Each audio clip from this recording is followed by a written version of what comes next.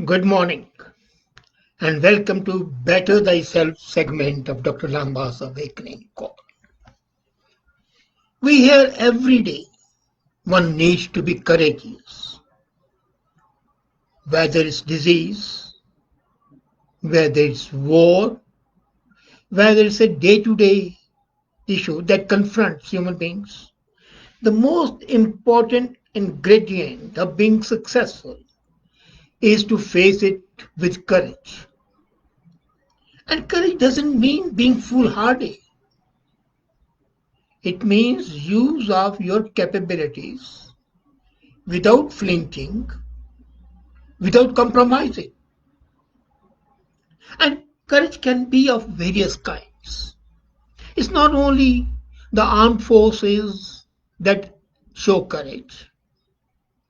We have seen the courage being shown by the dedicated people in all walks of life. There can be spiritual courage, as was shown by the martyrs in all religions. It can be moral courage, as shown by people like Mahatma Gandhi, Nelson Mandela.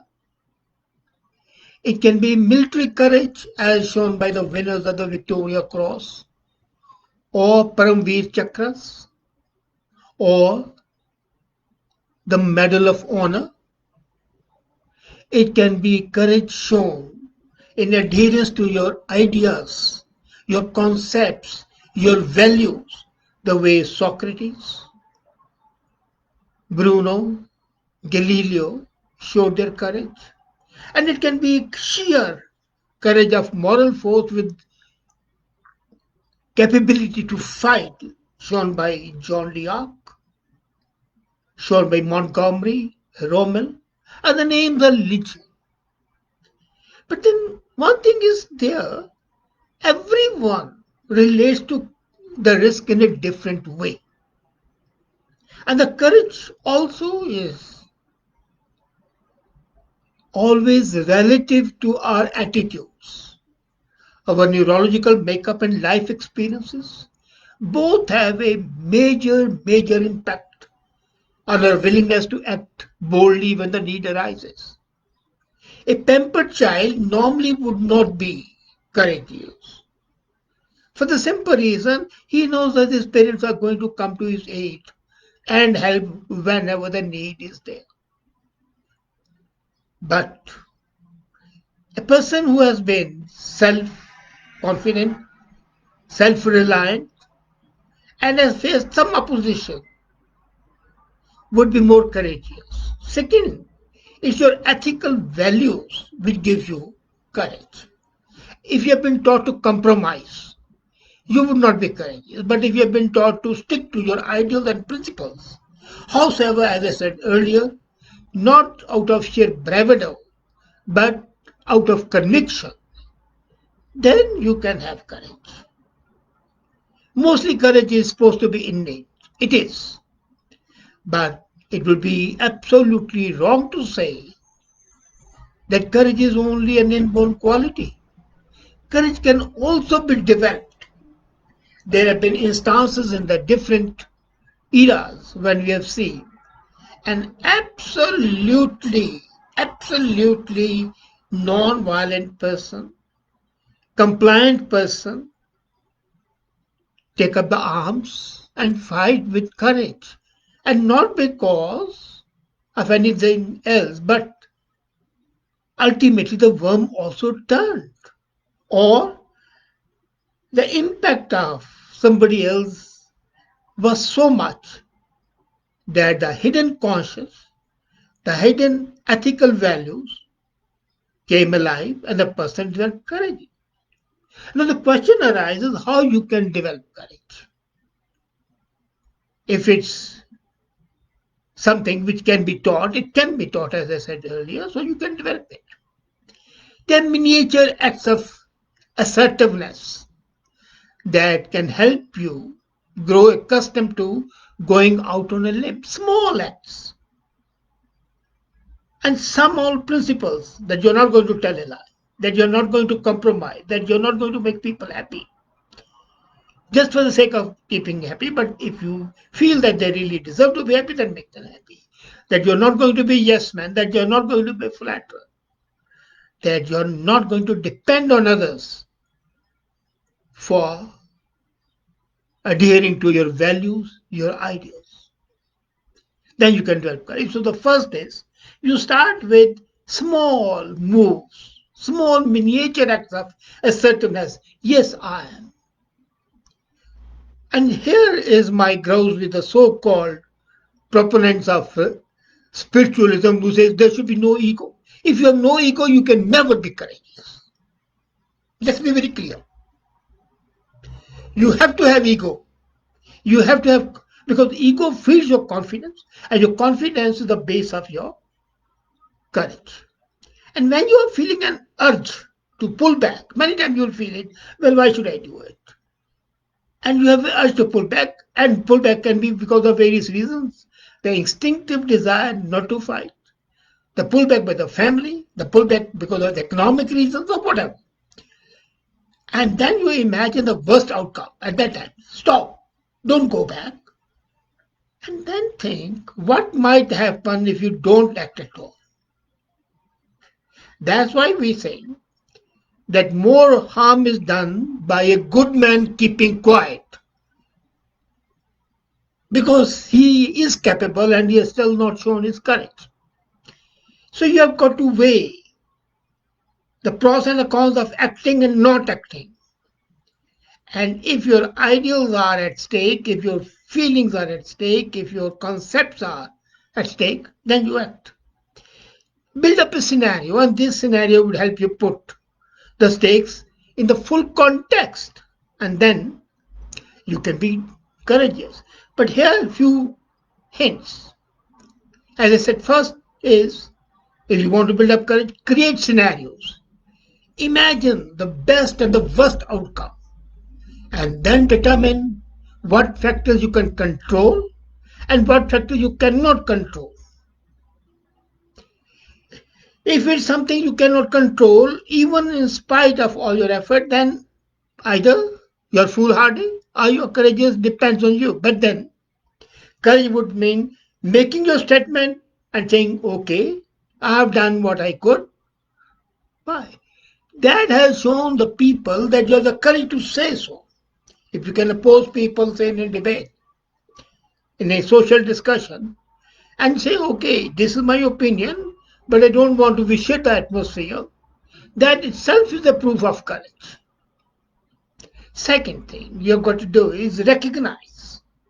Recognize something which people never recognize at the time of need, and that is the negativity bias.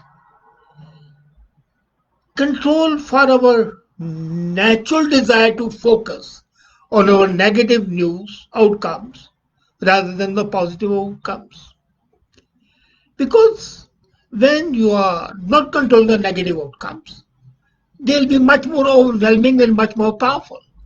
And they'll sap your capability of being courageous. The positive vibes would reinforce your moral fiber and give you strength. So, when you're building a scenario and the negative thought come, push them aside and assert the positive aspect. Reframe the issue if the need is there. Reframe the challenges. Reframe the opportunities. This reframing would put things in a different perspective, and it would also give you more strength to fight, to show that you are capable of holding out on your own. The third thing, talk out of the fear. You see, underlying all actions, as I've been saying earlier, is the fear of the unknown, fear of what might happen, fear of what people might say, fear of what your family might have to suffer. That fear, which is the black godmother of all damnable things, one of my favorite statements, this saps the courage. So improve confidence in yourself first, mitigate self-doubt, don't indulge in self-sabotage, build up self-esteem. Give yourself confidence. Yes, I can do it. And though I might disagree with the policy of Obama, one thing definitely was there, his adherence to the fact, I can. And he made it a almost universal war cry in Canada, sorry, USA, when he said, yes, we can. The moment you say, I can, it gives an impetus to your inner working capacity, which can be social, as I said, which can be cultural, which can be societal. Facing heavy odds in whatever field may be needs courage. And feeding yourself continuously, yes, I can, would feed your moral fiber, help you keep your stand, and marks you out as a man about whom what Shakespeare might have said, the elements so mixed in him, that nature might stand up and say, he is a man. Then the next step is to practice going out of the comfort zone. All of us, and the majority of the common people, are happy in the comfort zone as long as they are in a cocoon of themselves, as long as they have built that defense mechanism around them and they don't want to go out, they are happy and contented.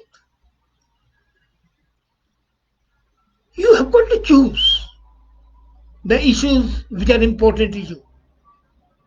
You have got to take up issues where you can take a stand.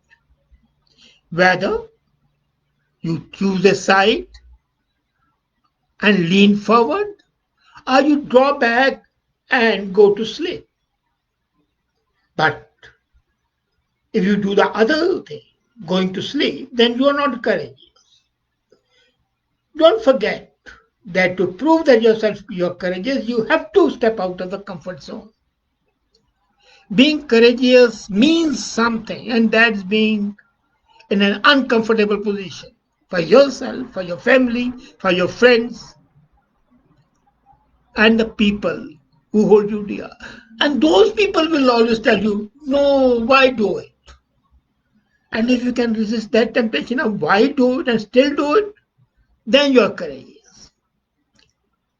Everybody would tell you if you are in a job, well, since you are in a job, you have got to accept it. No.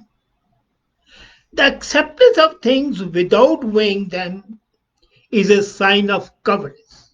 But not fighting, discuss, argue. As I said, courage is not only fighting, it's assertion. An assertion with sensible explanation.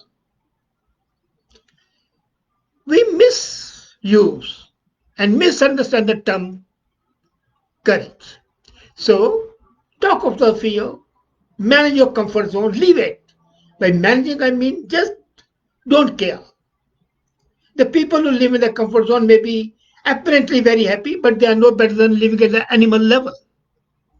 Then manage your body. Don't forget when you are afraid, your energy is being drained out. So you have consciously got to reboot it by diversions, taking up such activities that they do not hamstring your thoughts. And the last point, which is very important, is recognize that you are not alone. Know that others are working too, but they are also in the same boat as you are and they keep quiet. There's a saying in Hindi, Urdu, and that is, अकेले ही चला था, चलता गया और काम बढ़ता गया. Then you start alone. But when you start alone, people will keep on joining you.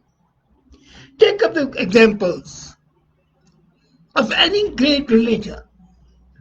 They started by themselves. They were called bad. They were called dishonest. They were called, but then they kept on and they established the religion. Right or wrong is something different, but they're the courage. People like Galileo, Bruno, Harvey, who were called mad, who were called heretic, who were killed, Socrates. They did not waver in truth, but they stood by their ideals.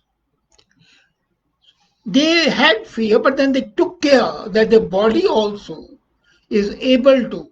Now, you face it. Now comes our second part, that even body can be something which saps your courage. Here is something very important. You have got to learn the capability and the art of separating your body from your spirit. The disassociation of pain of body, and then realize the pleasure of doing what you want, is a curious combination of agony and ecstasy. And if you can have disassociation of the pain, then your body will support you. I've seen it myself. During the worst period of pain, I have not wavered in my adherence to my ideals, my thoughts, and my pattern. And that, of course, might have been influenced by, say, by my wife, who is my right hand, my friends who send me positive vibes. But one thing is there, if I had not asserted, and there are times when I fall in deep blue moods, but then the thought of the past action and the glory of basking in the sunshine of my actions, not what the public says, that's immaterial, but approval of myself by myself, that gives me much more courage. So these 5 points, 6 points, half a dozen points which I've given you, they are the base. They would not make you a man as a devil going up, but then they'll make you a man, a better man.